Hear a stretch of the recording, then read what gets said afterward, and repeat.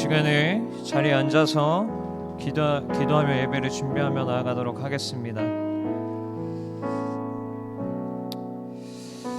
우리 잠시 1분 동안에 잠시 주님 앞에 잠잠히 묵상하며 나아가도록 하겠습니다.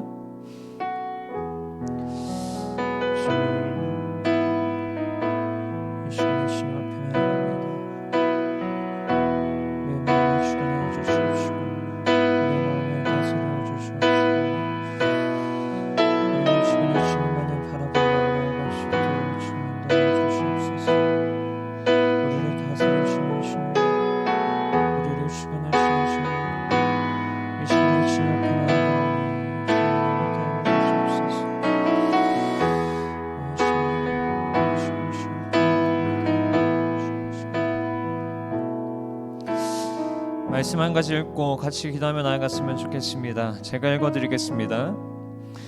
너희는 스스로 삼가 너희의 하나님 여호와께서 너희와 세우신 언약을 잊지 말고 내 하나님 여호와께서 금하신 어떤 형상의 우상도 조각하지 말라. 아멘. 하나님께서는 어떠한 형상의 우상도 조각하지 말라고 이야기를 하십니다. 우리 마음속에 이 시간에 어떤 것들로 하나님이 아닌 다른 것들이 내 안에 채워지진 않았는지, 하나님이 아닌 다른 것들을 나에게 더 중요시하지 않았는지 한번 돌아보았으면 좋겠습니다. 그리하여서 이 시간이 우리 안에 다른 것들로 채워지는 것이 아니라 온전히 하나님 한 분으로만 채워지는 시간이, 우리 마음속에 하나님만이 가득 차는 예배 시간이 되게 하여 주시옵소서라고 이 시간에 주님 앞에 기도하며 나아가도록 하겠습니다. 기도하시겠습니다. 주님, 이 시간에 우리를 이 자리 가운데 불러주심에 감사합니다. 주님, 우리의 마음속에 하나님이 아닌 다른 것들이 우리가 조각하며 하나님이 아닌 다른 것들로 우리가 우상을 만들고 있지는 않은지 바라보니 생각합니다. 주님, 이 시간에 주님 한 분만을 우리의 마음속에 모시며, 주님 한 분만을 우리 마음속에 깊이 모시며, 이 시간에 주님만을 바라보며 주님 한 분만을 찬양하며 예배하며 나아가는 시간이 되게 하여 주시옵소서. 주님, 주님이 아닌 다른 것들이 우리 마음속에 채워져 있음을 고백합니다. 우리의 분주함, 우리의 급함, 우리의 시험, 세상의 문제들로 인해서 우리가 이 시간에 주님 앞에 나아가지 못하게 하는 것들을 주님 이 시간에 다 물리쳐 주시옵시고, 주님 한 분만을 바라며 나아갈 수 있는 시간이 되게 하여 주셔서 우리가 온전히 이 시간에 주님 앞에 경배함으로, 주님 앞에 엎드림으로, 주님 한 분만을 깊이 만나며 나아가는 시간이 되게 하여 주시옵소서. 하나님, 그리하여서 이 시간을 통해서 하나님 한 분을 더욱더 뜨겁게 만나는 시간이 되게 하여 주시옵시고, 우리가 그리하여서 삶 속에서 하나님을 더욱더 찬양하며 삶 속에서 하나님을 더욱더 예배하며 우리가 주님과 동행할 수 있는 그러한 학생들이 될 수 있도록 이 시간에 주님 자정하여 주시옵시고 역사하여 주시옵시고 예배 시간을 주님 다스려 주시옵소서. 주님 한 분만이 임재하시는 예배가 되게 하셔서, 주님 한 분만이 영광 받으시는 시간 되게 하셔서 이 시간을 통해서 정말 주님 뜨겁게 주님을 만나며 우리가 주님이 찾으시는 한 사람의 예배자가 되어서 우리가 주님 앞에 엎드림으로 주님 앞에 무릎 꿇고 나아가는 시간이 되게 하여 주시옵소서. 주님, 이 시간을 주님께서 분배려 주시옵시고 주님께서 사정하여 주시옵시고 주님께서 다스려 주시옵소서. 하나님, 이 시간을 주님 손에 맡겨드립니다. 이 시간을 주님 손에 맡겨드리는 하나님, 우리 한 사람 한 사람 찾아가셔서 그들의 마음속에 주님이 풍성하게 채워질 수 있도록 인도하여 주시옵소서. 이 자리에 나오는 한 사람 한 사람 가운데도 주님 함께 하셔서 모든 이들이 이 자리 가운데에서 주님을 뜨겁게 만나며 예배하는 시간이 되게 하여 주시옵소서. 우리 이 시간에 한 가지만 더 기도하기 원하는 것은 우리가 주님을 만났으면 좋겠습니다. 이 예배 시간을 통해서 정말 주님을 뜨겁게 만남으로써 주님이 말씀하시는 것들이 우리의 삶을 풍성히 채우고, 이 시간을 통해서 주님을 만나는 그러한 시간들을 통해서 우리의 삶을 인도하시고 우리의 삶을 주관하실 그 주님을 만나길 원한다고 우리 시간 잠잠히 1분 동안 주님 앞에 기도하며 나아가도록 하겠습니다. 기도하시겠습니다. 주님, 이 시간에 주님을 만나는 시간 되게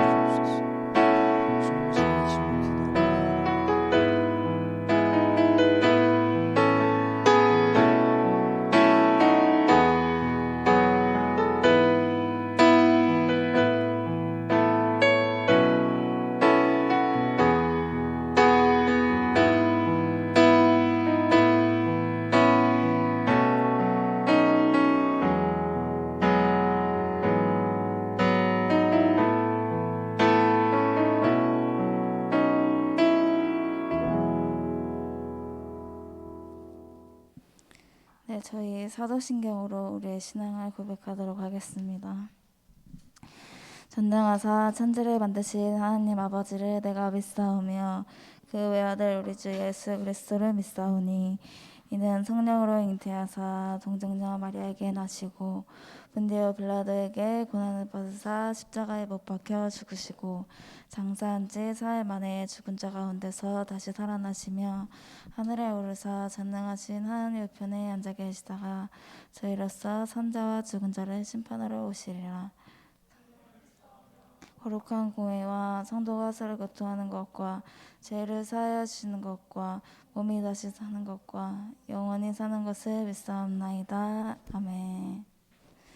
네, 안녕하세요. 다들 시험기간이어서 오늘은 우리 친구들이 현장에 많이 나오지 않았는데 우리 다 함께 찬양으로 예배를 나아갔으면 좋겠습니다. 첫 번째 찬양할게요.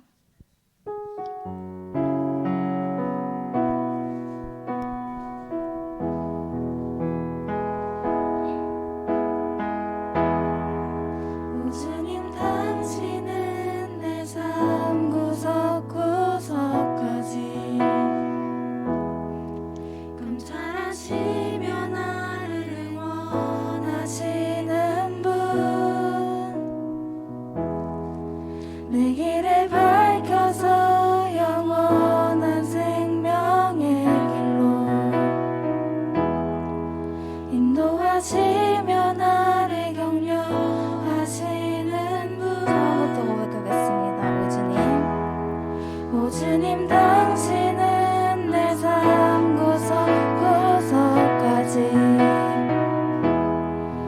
감찰하시며 나를 응원하시는 분 내 길을 밝혀서 영원한 생명의 길로 인도하시며 나를 격려하시는 분 크고 작은 갈등을 겪고 나지만 항상 결국 당신을 선택합니다. 나의 유일한 고백의 대상은 오직 너를 당신뿐입니다. 나의 유일한 고백의 대상은 오직 너를 당신뿐입니다. 나의 예배를 받으소서 홀로 영광을 받으소서 주여 나의 주여.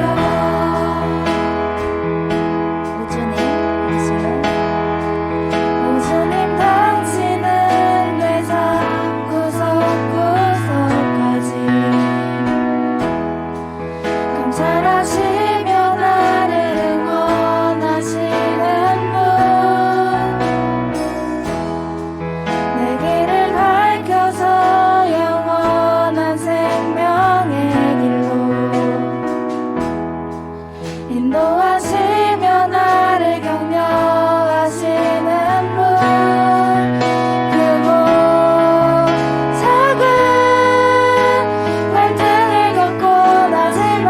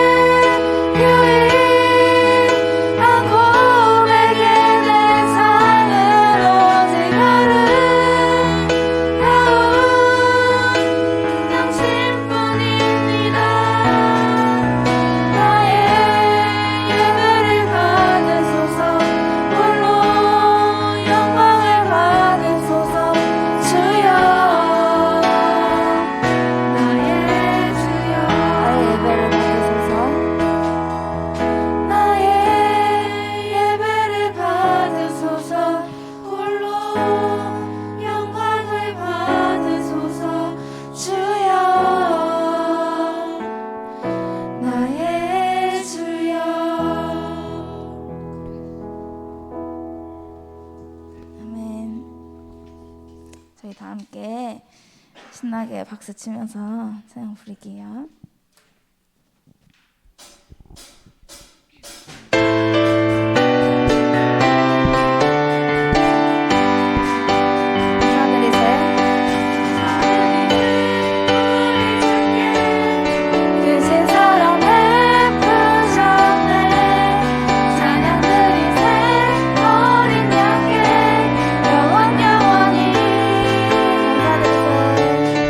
감사드리세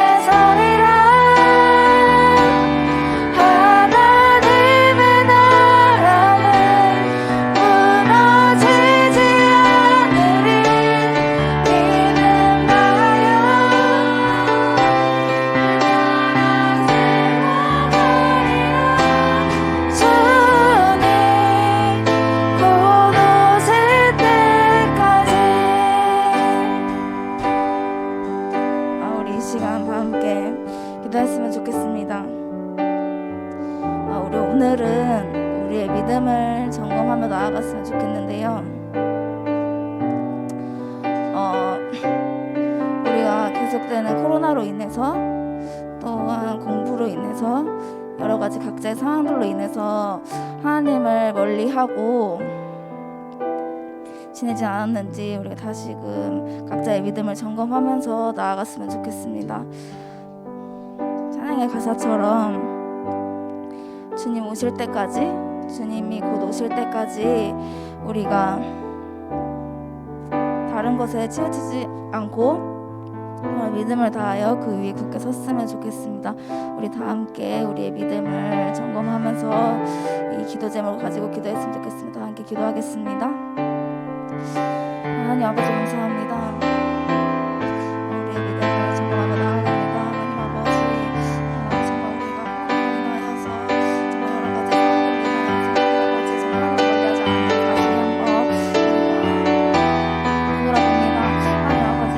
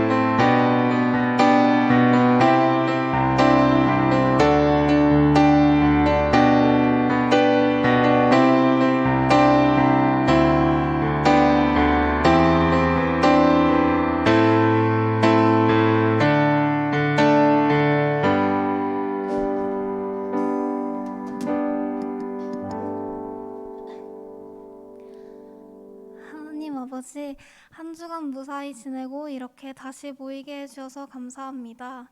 이번 주에는 올해 첫 중간고사가 있었습니다. 걱정도 많이 되고 불안한 마음도 많이 있지만 저희는 항상 하나님께 기도드리며 하나님께 의지할 수 있는 사람들이 될 수 있도록 도와주세요. 오늘 듣는 전도사님 말씀으로 또 일주일 동안 하나님 품속에서 살아갈 수 있도록 해주세요. 예수님의 이름으로 기도드립니다. 아멘.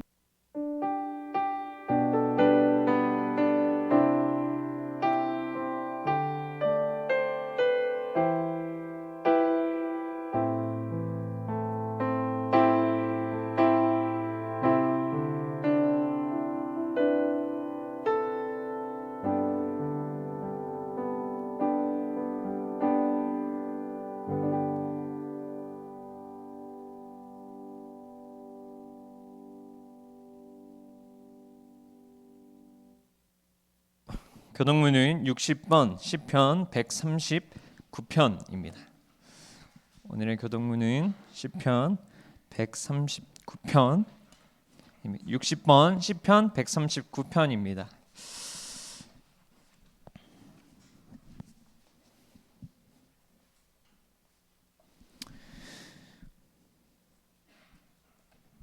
읽도록 하겠습니다. 여호와여, 주께서 나를 살펴보셨으므로 나를 아시나이다.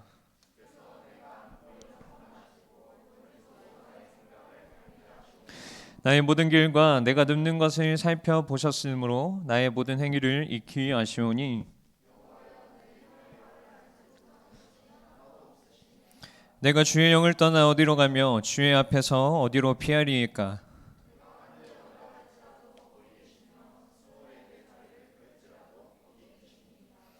내가 새벽 날개를 치며 바다 끝에 가서 거주할지라도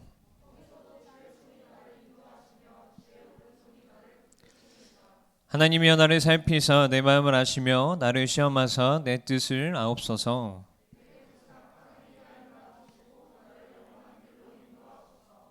아멘. 오늘의 말씀은 요한복음 21장 22절 말씀입니다. 오늘 말씀은 요한복음 21장 22절 말씀입니다. 한 구절인데 우리 다 같이 읽도록 하겠습니다. 요한복음 21장 22절, 전도사님 성경으로는 신약 성경 186페이지에 있습니다. 같이 읽도록 하겠습니다. 시작. 예수께서 이르시되 내가 올 때까지 그를 머무게 하고자 할지라도 내게 무슨 상관이냐, 너는 나를 따르라 하시더라. 우리 한 번만 더 읽도록 하겠습니다. 시작. 예수께서 이르시되 내가 올 때까지 그를 머무게 하고자 할지라도 내가 무슨 상관이냐, 너는 나를 따르라 하시더라. 네, 자리에 앉도록 하겠습니다.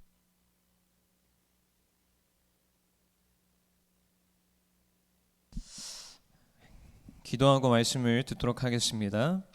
하나님 감사합니다. 이 시간에 주님의 말씀을 들으며 나아갑니다. 우리의 마음과 우리의 귀를 여시고 이 말씀을 통해서 하나님이 나의 삶 속에 말씀하시고자 하는 것이 무엇인지를 깨달으며 하나님의 은혜를 경험하며 나아가는 시간이 되게 하여 주시옵소서. 부족한 종이 하나님의 말씀을 전하며 나아가오니 하나님 이 시간에 사용하여 주시옵시고 주님 다스려 주시옵소서. 이 모든 말씀 살아계신 예수님의 이름으로 기도드립니다. 아멘. 반갑습니다. 우리 옆 사람에게 이렇게 한번 인사해 볼까요? 오늘 하나님의 은혜가 풍성하길 축복합니다. 우리 옆에 계신 분들에게 하나님의 은혜가 풍성하길 축복합니다. 네, 좋습니다. 시험 기간이시죠 지금? 시험 끝난 친구? 시험 끝난 친구 없나요? 언제까지 시험이에요? 수요일? 아이고 부럽다고요? 우리 시험 언제부터 시작했죠? 저번 주 목요일, 수요일부터 시작했죠. 그래서 이렇게 다들 기운이 없는 거군요. 좋습니다. 오늘 말씀 가운데 하나님의 은혜가 여러분들 가운데 풍성하기를 주님의 이름으로 소망합니다. 오늘 말씀의 제목은 내가 무슨 상관이냐입니다. 내가 무슨 상관이냐인데, 잠시만요.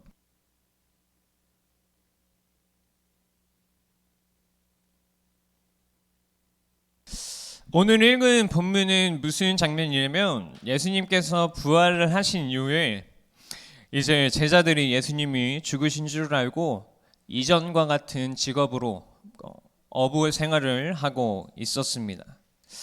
그러던 물고기를 잡고 있었던 그 제자들에게 이제 예수님께서 부활하신 다음에 찾아가셔서 베드로야 네가 나를 사랑하느냐 3번을 물어보신 다음에 이제 너는 나를 따르라 라고 이야기하시는 장면을 담고 있습니다. 오늘의 말씀을 통해서 우리 각자에게 주어진 각자의 비전과 그리고 우리를 사랑하시는 주님의 은혜를 깨닫는 시간이 되기를 주님의 이름으로 소망합니다. 예수님이 부활하신 후에 이제 제자들과 제자들에게 주님께서 이제 남겨주신 사명이 있었습니다. 그것은 뭘까요? 그것은 바로 하나님의 복음을 전하는 사명입니다. 이제 예수님께서는 부활하신 다음에 승천하셔야 됐기 때문에 이 땅에서 예수님 밑에서 공생애 동안에 훈련받았던 그 제자들을 통해서 이제 예수님은 하나님의 복음을 전파할 수 있도록 이제 제자들에게 사명을 맡기셨습니다. 목양의 사명과 그게 증언의 사명이 아니는데 이 목양의 사명은 제자 베드로에게 맡기셨고 증언의 사명을 위해서는 하나님이 다른 한 명의 제자를 준비시키고 계셨습니다. 그는 바로 우리가 앞전에 예수님이 이제 부활하셔서 그 무덤에서 나오셨을 때 무덤으로 갔었던 2명의 제자 기억나시나요? 우리 베드로하고 한 명 더 누구였죠? 베드로하고 한 명 또 다른 제자가 있었는데 그 제자 이름 아시는 분? 사람이 아나요? 기억 안 나나요? 또 한 명의 제자는 예수께서 사랑하시는 그 제자 바로 요한이었습니다. 요한의 가장 큰 그러면 하나님께서 요한에게 맡기신 예수님께서 요한에게 맡기신 증언은 무엇일까요? 그것은 바로 오늘 우리가 읽은 요한복음을 기록해서 남긴 일입니다. 그래서 그 요한복음을 통해서 후대가 예수님의 말씀을 그리고 하나님의 말씀을 알 수 있도록 남긴 것이죠. 요한복음에는 예수님의 이상적인 제자가 2명 존재합니다. 한 명은 바로 나의 주님이시요 나의 하나님이시다 라고 고백한 도마라는 제자가 한 명 있고, 다른 한 명의 제자는 바로 예수께서 사랑하시는 그 제자라고 표현한 요한입니다. 누구요? 도마와 요한입니다. 이 요한은 처음부터 굉장히 이상적으로 예수님을 따른 제자입니다. 그러면 이러한 사실을 우리가 봤을 때 요한은 예수님의 증인이 되는 사명, 그러니까 예수님의 행하셨던 기록이나 그리고 예수님의 이적들을 후대에 알리라고 그러한 사명을 주신 가장 적합한 적임자라고 할 수 있습니다. 우리는 여기서 알아야 할 것은 무엇이냐면 하나님께서는 각자의 능력에 맞게 각각의 다른 사역으로 부르셨다는 사실을 우리는 알아야 합니다. 제자에게 중요한 것은 무엇이냐면 나를 따르라 라는 주님의 말씀에 순종할 것인지의 여부가 제일 중요할 뿐이지, 주님을 따른 결과 내가 어떤 사역에 종사했으며 또 어떤 결과가 우리가 보기에 얼마나 훌륭했는지가 아닙니다. 저마다의 일의 종류도 다르며 저마다의 결과도 다르고 이 세상에서 그들이 받는 보상 또한 다릅니다. 주님이 보시는 것은 우리를 사용하실 때, 제자들을 사용하실 때 주님이 보신 것은 그 사람들의 능력이나 그 사람들이 갖고 있었던 재능들이 아니라 단 한 가지, 네가 나를 사랑하느냐, 네가 나를 따랐느냐, 따를 것이냐 하는 질문에 대한 순종의 여부입니다. 예수님은 오늘 읽은 본문의 앞부분인 18절과 19절에서 베드로에게 이야기를 하셨는데, 어떤 뉘앙스였냐면 베드로야, 너가 이제 나의 복음을 가지고 사명감을 가지고 나아갈 때에 너는 거기에서 어려움을 당할 것이고 죽음까지 당할 것이야 라는 뉘앙스로 이야기를 하셨습니다. 그래서 베드로는 예수님께 그 곁에 있었던 예수님의 애제자 요한에 대해서 예수님께 물어보았습니다. 우리 20절에서 21절의 말씀, 오늘 본문 20절에서 21절의 말씀을 같이 한번 읽도록 하겠습니다. 시작. 베드로가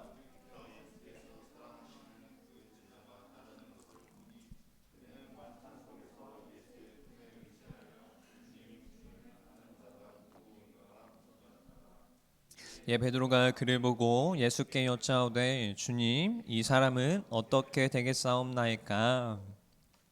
지금 베드로는 예수님의 애제자인 요한은 이제 그러면 어떻게 되는 것입니까? 라는 마음으로 예수님께 물어봅니다. 베드로가 어떠한 의도로 정확하게 이 질문을 했는지는 확신을 할 수는 없지만, 주님을 따른다면 누구든 다 자기처럼 죽어야 하느냐의 질문입니다. 쉽게 말하면 이겁니다. 그렇다면 예수님의 애제자도 저처럼 주님을 위해 죽는 것입니까? 라는 물음을 베드로가 예수님께 한 것이죠. 근데 예수님은 이에 대답을 어떻게 보면 좀 친절하지 않게 하십니다. 듣기에 따라 책망과 같기도 합니다. 22절에서 이렇게 이야기하시죠. 예수께서 이르시되 내가 올 때까지 그를 머물게 할지라도 내게 무슨 상관이냐? 너는 나를 따르라 하시더라. 애제자는 죽지 않고 머물 수도 있었고 일찍 죽을 수도 있습니다.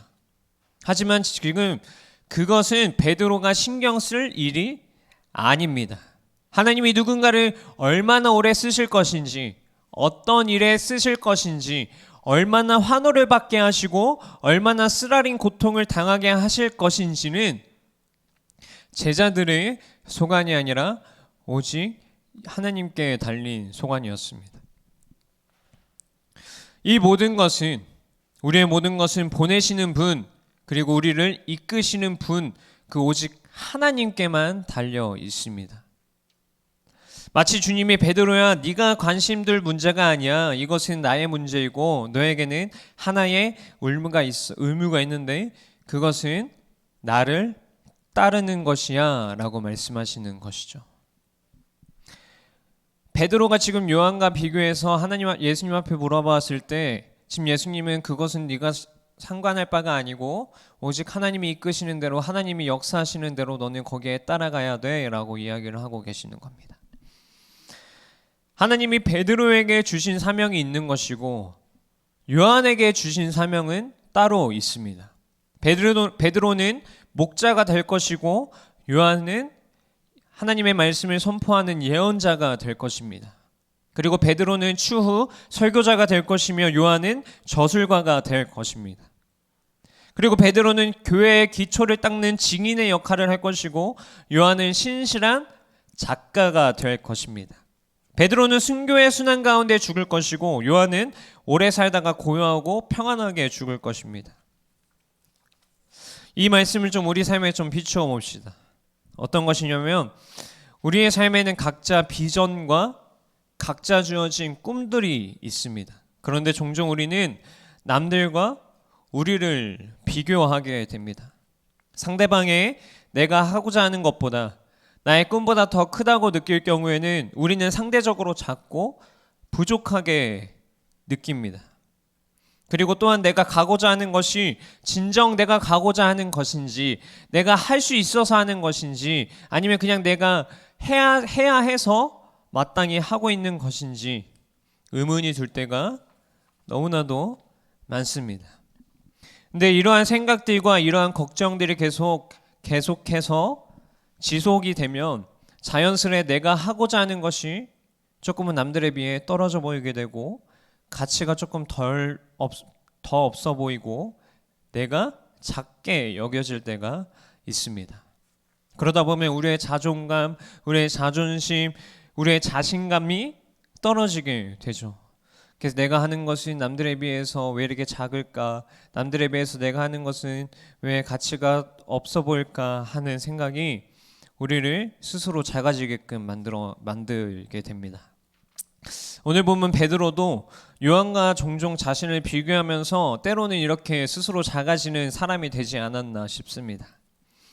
요한복음에서는 요한복음을 쓴 요한이 자신을 어떻게 표현하냐면 예수께서 사랑하시던 그 제자라고 표현할 정도로 이야기를 하는데, 예수님이 12명의 제자 중에 조금 더 사랑하셨던 3명, 베드로, 야고보, 요한 중에서도 요한이 자기 스스로를 예수께서 사랑하시던 그 제자라고 이야기할 정도면 아마 예수님은 12명의 제자 중 그 3명의 제자 중에서도 요한을 더 사랑하셨는지도 모르겠습니다. 유명한 신학자 알레산드리아의 클레멘트는 요한을 다음과 같이 표현합니다.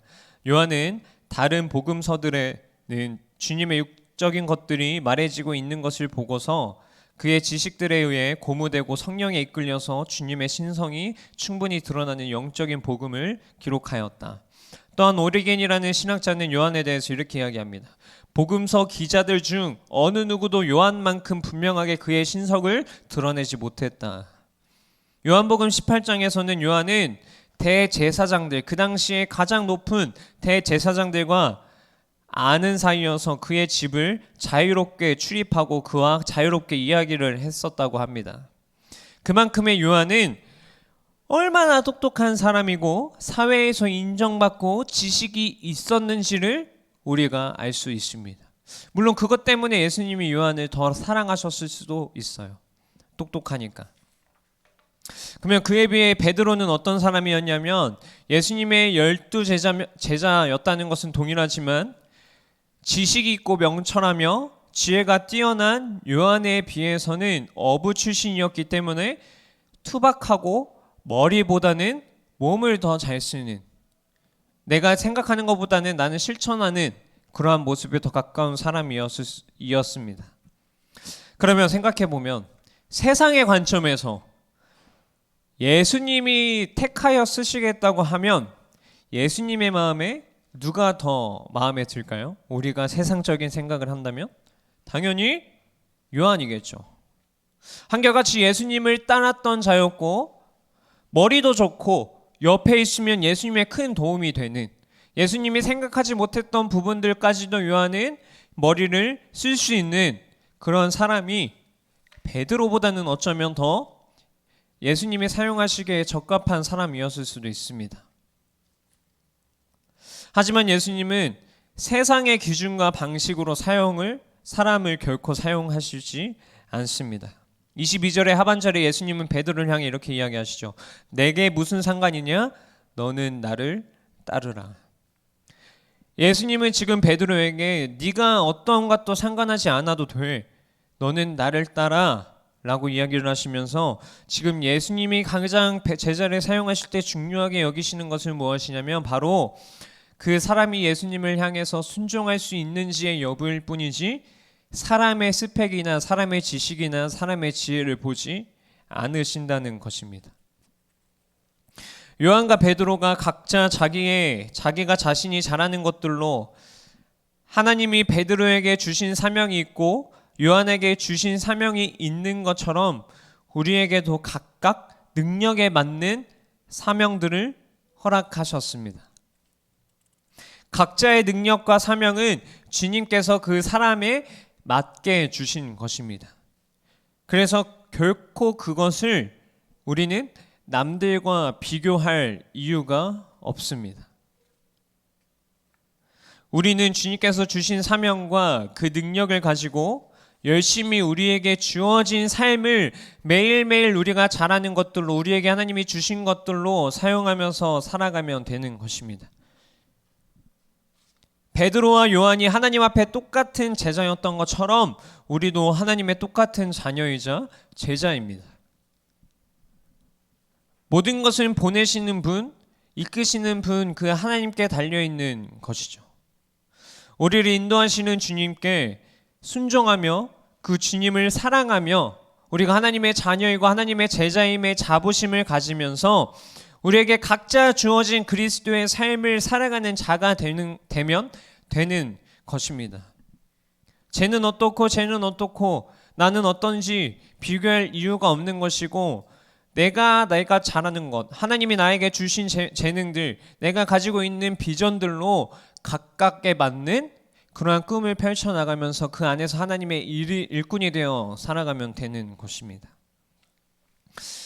오늘의 말씀을 잘 기억하여서 우리 모두 인도하시는 분은 오직 주님이시라는 것을 굳게 믿으면서 나아가는 모든 사람이 되시기를 주님의 이름으로 소망합니다. 전도사님이 이야기를 하나만 하고 좀 마치고자 합니다. 무엇이냐면 전도사님이 금요 기도회 때도 이야기를 했던 이야기인데 전도사님이 어떤 일이 있었냐면요. 전도사님 맥북을 사용을 하는데 전도사님이 맥북 16인치를 사용하고 있었습니다. 근데 16인치가 그 당시에는 굉장히 화면도 크고 이제 신다운에 가니까 이제 노트북을 사용할 일이 많으니까 노트북을 사자 해가지고 큰맘 먹고 한 220만 원 정도 되는 것을 새 것은 살 돈이 없으니까 중고로 샀습니다.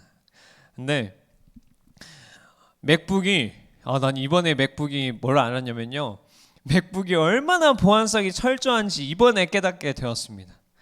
무슨 일이 있었냐면 이제 그 16인치 맥북을 이제 다른 사람에게 팔고 전사님 이제 또 배가 불렀는지 16인치가 이제 작아 보여서 인간의 한없는 욕심으로 이제 14인치 맥북으로 이제 바꾸려고 이제 16인치를 그 사람한테 팔고 그 사람이 갖고 있는 14인치를 이제 전도사님이 갖고 왔습니다. 근데 하루 뒤에 그 사람한테 연락이 온 거예요. 뭐라고 연락이 왔냐면 이 노트북이 잠겨 있는데 이 노트북이 잠겨가지고 노트북을 초기화할 수가 없다 이러는 거예요. 근데 전사님도 몰랐죠. 그 노트북이 잠겨 있는 것인지. 왜냐하면 사용만 잘 했었으니까. 근데 그 아이디가 전도사님 아이디가 아닌 거예요. 그 애플 쓰시는 분들은 알겠지만 그 아이클라우드 있죠. 아이클라우드 아이디가 그 맥북에 잠겨 있던 거예요.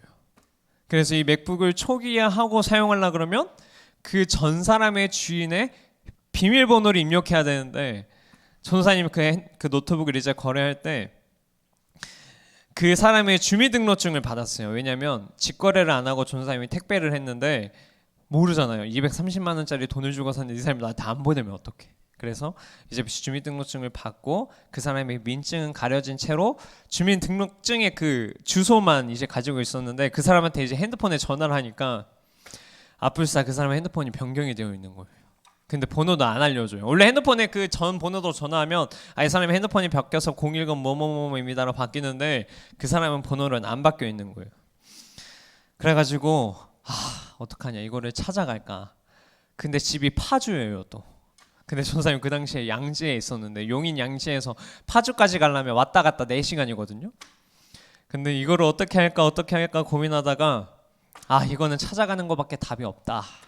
이거는 찾아갔을 때 그 사람이 있으면 좋은 거고 그 사람이 없으면 이거는 다시 내가 샀던 노트북을 받아오고 저거를 그 사람한테 줘야 되겠다 이런 생각까지 했는데 그러다가 이제 제가 어머니한테 이제 딱 전화를 했습니다. 전도사님 어머니한테 딱 전화했는데 어머니가 딱 하는 말이 돈 필요해서 전화했니? 이러는 거예요. 전도사님이 어머니한테 전화를 일주일에 한 번도 안 하거든요. 왜냐면 바쁘기도 하지만 이제 어차피 월요일날 집에 가니까 굳이 이제 부모님하고 전화를 해야 되나 하는 마음에 전화를 했는데 첫 마디가 돈 필요해서 전화했니 이러시는 거예요. 근데 그게 아니라 맥북이 이렇게 잠겼는데 이거를 해결할 수가 없다. 어떻게 해야 될까 지금 모르겠다. 근데 이게 해결이 안 되면 이 노트북을 이제 영영 못 쓰니까 노트북이 잠겨 있으면 이 노트북을 절대 못 써요. 여러분들 맥북, 핸드폰, 아이패드 그런 거 진짜 조심하세요. 나의 찾기 그거 항상 풀어놓으시고 어쨌든 그렇게 하면서 이 노트북을 못 쓰니까 돈 100만 원만 빌려주시면 제가 2달 뒤에 그 돈을 드리겠으니 노트북을 한 대만 사주세요 라고 했죠. 그러나 이제 한 2시간 뒤에 이렇게 전화가 왔어요. 아들 해결을 했다 이러시는 거예요.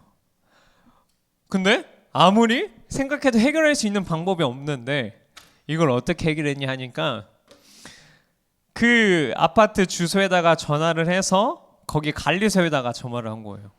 관리사무소에다가 전화를 하니까 그 관리소장 그 아저씨가 그럼 내가 이 집 주인한테 한번 연락을 해보겠다 했더니 그 집 주인이 관리사무소한테 연락을 해서 관리사무소가 저희 어머니한테 전화를 해서 이 어머니가 이 관리사무소를 통해서 이 집 주인 어머니와 연결이 된 거죠. 대박이죠. 생각도 못했어요. 전사님은 상상 이상의 생각이었습니다. 그래서 어찌됐든지 간에 그 아들분이랑 연결이 돼서 그 아들분이 이제 비밀번호를 알려줘서 이제 그 저녁에 풀었는데 전사님이 여기서 무엇을 느꼈냐면 우리의 생각으로는 하나님이 우리에게 하시는 일들을 우리가 결코 상상할 수 없을 만큼의 일을 우리에게 행하시구나라는 것을 느끼게 되었습니다.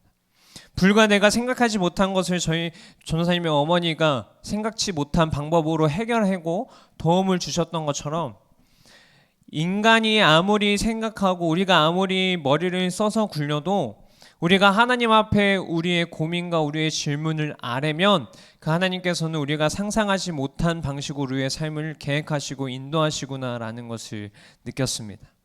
전사님 이것을 왜 이야기하냐면 전사님이 제자훈련을 하면서 여러분들에게 느낀 생각 중에 하나가 무엇이었냐면 우리의 앞길을 항상 주님 앞에만 좀 맡겼으면 좋겠다는 생각이 들었습니다. 우리가 남들과 비교하지 않고 우리에게 주어진 것들로 우리가 최선을 다하며 하나님 앞에 좀 나아가는 자들이 되었으면 좋겠어서 전사님 방금의 말씀을 드렸는데 항상 그 주님을 신뢰했으면 좋겠습니다. 베드로가 예수님께서 베드로가 이 요한은 어떻게 될 것입니까? 라고 물어봤을 때 예수님이 네가 무슨 상관이냐? 너는 나만을 따르라 라고 이야기하신 것처럼 우리는 우리의 길을 갈 때에 남들과 우리를 비교하는 것이 아니라 우리를 인도하시는 다른 것들과 상관하지 않고 내가 너를 인도할 테니 너는 나를 따라오라고 말씀하시는 그 하나님을 우리가 의지하며 나아가는 자들이 되기를 소망합니다. 전도사님이 기도하고 말씀을 마무리하도록 하겠습니다. 하나님 감사합니다. 오늘의 말씀을 통해서 내가 무슨 상관이냐 너는 나를 따르라 라고 말씀하시는 주님, 우리가 삶을 살아가면서 우리가 우리의 길을 갈 때에 남들과 비교하며 우리가 부족하지는 않은지, 내가 가고 있는 이 길이 맞는지 우리가 걱정하며 고민하는 때가 많음을 주님 앞에 고백합니다. 하지만 하나님께서는 네가 무슨 상관이냐, 그가 무슨 상관이냐, 너는 나를 따르라 라고 말씀하시는 주님, 우리의 믿음으로 우리를 인도하실 그 주님을 바라보길 원합니다. 그래서 하나님이 주신 그 재능과 하나님이 우리에게 주신 사명을 가지고 우리가 이 길을 걸어갈 때에 우리 이 길을 인도하실 그 주님 앞에 우리가 순종함으로 온전히 주님 앞에 모든 것을 맡겨드리며 나아갈 수 있는 그러한 믿음을 우리에게 허락하여 주시옵소서. 그러한 자들이 될 수 있도록 주님 인도하여 주시옵시며 우리가 그 주님 앞에 더욱더 기도하며 주님 앞에 순종하며 나아가는 자가 되게 하여 주시옵소서. 이 모든 말씀 살아계신 예수님의 이름으로 기도드립니다. 아멘.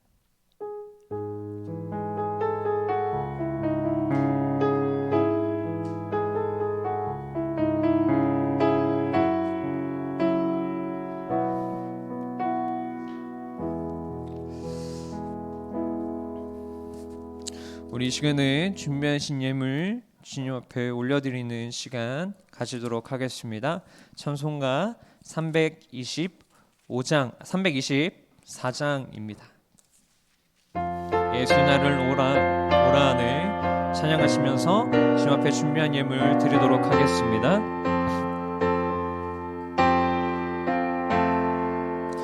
예수 나를 오라 하네, 예수 나를 오라 하네, 어디든지 주를 따라 주와 같이 가려네, 주의 인도하심 따라 주의 인도하심 따라 어디든지 주를 따라 주와 같이 가려네, 겟세 안의 동산까지 주와 함께 가려 하네, 피땀 흘린 동산까지 주와 함께 가려네, 주의 인도하심 따라 주의 인도하심 따라 어디든지 주를 따라 주와 같이 가려네, 심판하실 자리까지 주와 함께 가려 하네, 심판하실 자리까지 주와 함께 가려네, 주의 인도하심 따라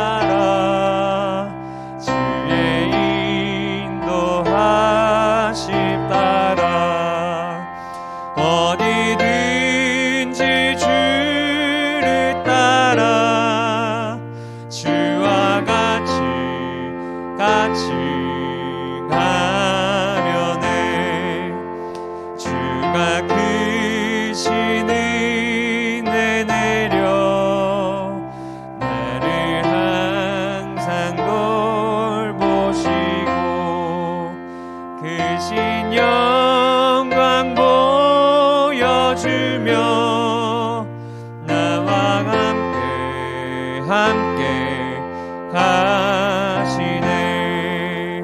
주의 인도하심 따라 주의 인도하심 따라 어디든지 주를 따라 주와 같이 가려네. 아멘. 예물을 위해 기도하도록 하겠습니다. 하나님, 정성스레 주님 앞에 주님의 것임을 고백하며 예배를 드립니다.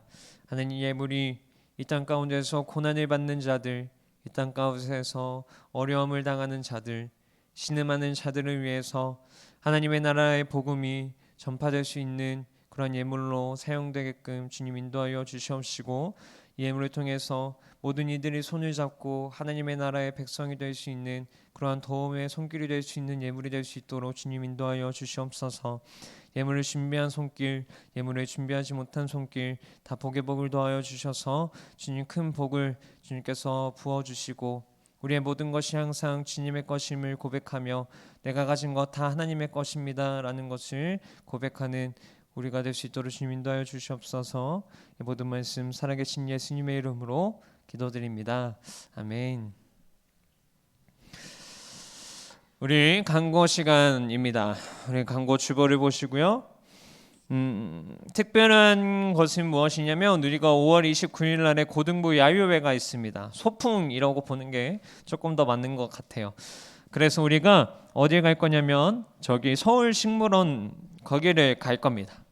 서울식물원에 가서 우리가 예배를 찬양하고 말씀 시간을 조금은 단축을 해서 우리가 끝나자마자 바로 서울식물원으로 우리가 소풍을 갈 건데, 소풍을 가서 우리가 레크레이션도 하고 우리가 다 같이 노는 시간을 가지려고 합니다. 근데 이제 앞으로 이런 시간을 매달은 아니고요, 2달에 한 번씩, 그래서 5주가 있는 주차, 달에 5주가 있는 주차에는 우리가 소풍을 가려고 합니다. 그래서 그날에는 꼭 우리가 아니어도 주변에 이제 같이 소풍을 갈 수 있는 친구들, 같이 교회로 전도하고 싶은 친구들을 같이 데리고 오면 좋을 것 같고요. 그 다음에 또 한 가지 광고는, 여러분들은 이제 고등학생인데 어린이 선물을 좀 주려고 합니다. 좋죠? 예, 선생님들이 이제 적극 추천해서 이제 우리 학생들에게 선물을 주어야 된다라고 말씀을 하셔서 우리 고등 어린이 친구들한테 선물을 주려고 하는데, 선물의 종류는 뭘 줬으면 좋겠어요? 치킨이요? 치킨까지는 아니고요. 베스킨라빈스 꽃가리 아니죠. 그 뭐라고 하죠 이거? 그 싱글 레귤러인가요? 그거를 하나씩 지급을 할 겁니다. 그래서 이번 주 안으로 다 지급이 될 것인데, 그것을 어린이날에 베스킨라빈스에 가서 사 드시고요. 그래서 자랑하세요. 어린이날이라 선물 받았다고. 그리고 새생명 초청잔치가 있습니다. 교회에서 이제 대대적으로 새생명 초청잔치를 하는데, 우리 고등부 또한 새생명 초청잔치에 같이 동참을 해야 됩니다. 그래서 기도를 해보시고 다음 주에 어떤 친구를 내가 전도하면 좋을지 카드를 나눠줄 테니 일주일 동안 기도를 하시면서 그 이름을 적으셨으면 좋겠습니다. 꼭 이번에는 어떤 마음이어야 하냐면, 내가 적은 친구는 새생명 초청잔치에 데리고 오겠다라는 마인드로 친구를 적으셔야 합니다. 우리를 교회를 다녔다가 못 나오고 있는 친구도 좋고요, 새롭게 내가 이 친구를 전도하고 싶은 친구가 있다 하는 친구를 꼭 한 명 데리고 와야 됩니다. 그래서 기도를 정말 열심히 해서 준비하시고요. 새생명 초청잔치는 아마 한 6월쯤에 생각을 하고 있습니다. 그래서 저기 앞에서 친구 안 데리고 온 친구는 입장 못 시키게 할 거니까 친구 한 명씩 꼭 데리고 오시고, 전도사님이 항상 강조가 아닌 뭐라고 해야 되죠? 항상 상품 같은 거를 크게 겁니다. 그래서 이번에 친구 데리고 오면 거기에서 우리가 경품 추천을 해서 정말 여러분들이 상상할 수 없을 만큼의 큰 상품을 주도록 하겠습니다. 그래서 꼭 데리고 오시고요. 그 다음에 어버이날이 있죠. 이제 곧 어버이날인데 어버이날 때 우리가 뭐 할 거냐면 편지를 쓸 겁니다. 부모님 앞에. 왜요? 하나님 벌써 좌절하는데. 편지를 쓰고 그 편지를 부모님한테 드리는 시간을 가질 거니까 지금부터라도 문장력을 키워서 내가 어떻게 하면 부모님을 감동시킬 수 있을지 생각해서 오시고요. 5월 섬김이반은 우리 막내반이 맞는 것으로 하겠습니다. 이제 5번째 시간이 되어서 막내반이 맞는 거고요. 특별히 또 광고는 없고 지금 신방을 이제 계속해서 돌고 있으니 신방을 원하는 학생은 또 이야기를 해주시고요. 선생님들께 언제 신방이 가능하다고 이야기를 해주시면 찾아가도록 하겠습니다. 마지막 8월 12일 14일 우리 수련회가 장소가 결정되었습니다. KC대학교 강당에서 진행이 될 거고요. 150명 정도 수용이 되는데 이번에 외부교회에서도 옵니다. 우리만 하는 것이 아니라 우리가 중고등부 연합으로 하되 외부에서도 한 10몇 명 되는 친구들이 같이 와서 우리와 같이 예배를 드릴 예정입니다. 그래서 시간은 우리가 금요일, 토요일, 일요일로 예상하고 있고요. 그 전도사님 계속 이야기하죠. 미리 말씀드리는 이유는 뭐다? 그때 가가지고 학원 간다는 소리 하지 말아라 라고 이야기를 하는 것입니다. 아시겠죠? 우리 모두 주님께서 주신 기도로 예배를 마무리하도록 하겠습니다. 하늘에 계신 우리 아버지여, 이름이 거룩히 여김을 받으시오며 나라의 임하옵시며 뜻이 하늘에서 이룬 것 같이 땅에서도 이루어지이다. 오늘날 우리에게 일용할 양식을 주옵시고 우리가 우리에게 죄 지은 자를 사하여 준 것 같이 우리 죄를 사하여 주옵시고 우리를 시험에 들게 하지 마옵시고 다만 악에서 구하옵소서. 대개 나라와 권세와 영광이 아버지께 영원히 있사옵나이다. 아멘. 오늘